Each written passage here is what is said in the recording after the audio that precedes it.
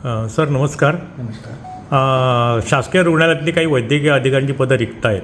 म्हणून काल रात्री राजन साळवीने येऊन काहीतरी तिथे ती विचारणा केली. आता नेमकं याच्यामध्ये काय विशेष म्हणजे वस्तुस्थिती काय आहे? तात्कालिक कारण असं होतं की काल ज्या कॅज्युअल्टी मेडिकल ऑफिसरची ड्युटी होती त्यांना रजा पाहिजे असल्यामुळे त्यांनी वैद्यकीय अधीक्षकांना भेटून कल्पना दिली होती की ते काल नसणार आहे. तर त्यांच्या ठिकाणी वैद्यकीय अधीक्षक डॉक्टर कुमरे यांनी दुसऱ्याला नेमणं गरजेचं होतं, ते त्यांनी न केल्यामुळे काल तिथे डॉक्टर नव्हते.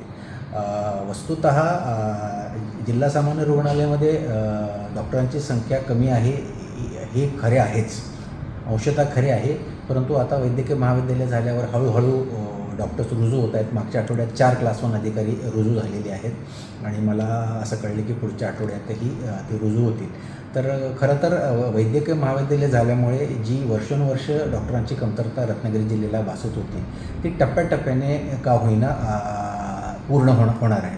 माझा असा दावा नाही की एकदम चटकन अहोरात्र काही बदल होईल, परंतु येणाऱ्या काळात साधारणतः 6 महिन्यामध्ये आपल्याला हे चित्र पूर्णतः बदललेलं दिसेल. याकरिता मी सतत पालकमंत्री महोदयांकडे पाठपुरावा करत आहे. तेही त्यांच्या मंत्रालय स्तरावर त्यांनी काही लोकच मला नेमून दिलेली आहे जे म्हणजे जवळजवळ रोजच मंत्रालयात जाऊन या गोष्टीचा पाठपुरावा करतात.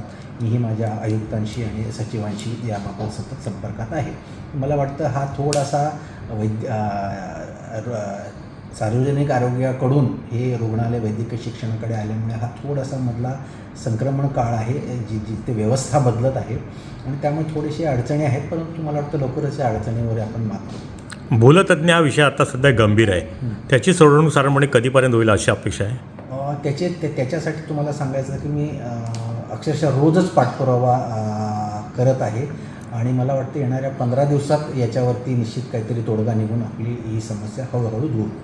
खरे सिव्हिलमधले असे 2 दिवसापूर्वी काही डॉक्टर सोडून गेला असा काही इश्यू आहे? सिव्हिलमध्ये एक डॉक्टर जे गायनेकोलॉजिस्ट होते त्यांचा मेडिकल प्रॉब्लेम आहे. त्यांच्या हिप बोनला खूपच इजा झालेली आहे. त्यांना ते हिप रिप्लेसमेंटचीच सर्जरीची गरज आहे. खरं तर 2 महिन्यापासूनच ते माझ्या मागे लागले होते की सर मला जायचं आहे, माझी खूप तब्येत बिघडते. तर मी त्यांना थोडंसं म्हटलं की 2 महिने तरी करा आणि मग त्यामुळे त्यांच्या त्या वैद्यकीय कारणामुळं ते गेलेले आहेत.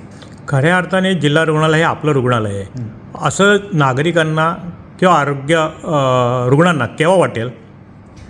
मला वाटतं येणाऱ्या नजीकच्या काळात तसं वाटायला निश्चित लागेल. आपण पाहाल तर आमच्याकडे रुग्णालय हस्तांतरित झाल्यानंतर आम्ही पहिल्या टप्प्यामध्ये तिथली स्वच्छता केलेली आहे. वार्डांमध्ये खूप असं जुनं मटेरियल होतं ते वर्ग 4 कर्मचाऱ्यांच्या सहकार्यानं आम्ही या मागच्या रविवारी श्रमदान करून सगळं टेरेसवरती एका सुरक्षित ठिकाणी हलवलेलं आहे.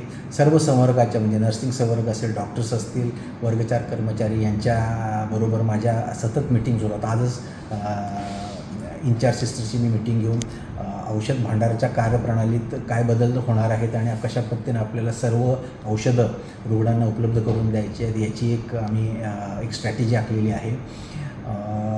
त्याशिवाय आम्ही आता कॅज्युअल्टी आपण पाहाल अपघात विभाग, तर अपघात विभाग आपण पुढे आणून आता तो जास्त खाटांचा अपघात विभाग केलेला आहे.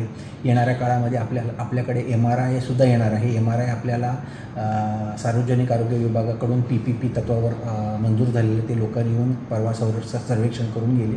तर अशा हळूहळू सुविधा वाढतील. आमच्याकडे 2 पॅथॉलॉजिस्ट आणि 2 बायोकेमिस्ट्रीचे प्राध्यापक जॉईन झालेले आहेत.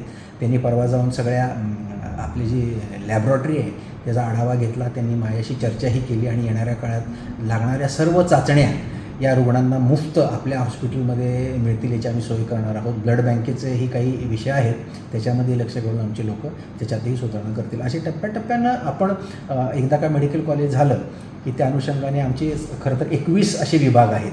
21 अधिक 2 ऑप्शनल आहेत पण 21 विभाग आहेत. ह्या वेगवेगळ्या विभागात येणाऱ्या काळामध्ये हळूहळू चांगले सकारात्मक बदल होतील आणि त्याचा प्रत्येक जनतेला आल्यावर मला वाटतं की जनतेचा शासकीय यंत्रणेकडे बघण्याचा जो दृष्टिकोन आहे तो कालांतराने आपोआपच बदलेल.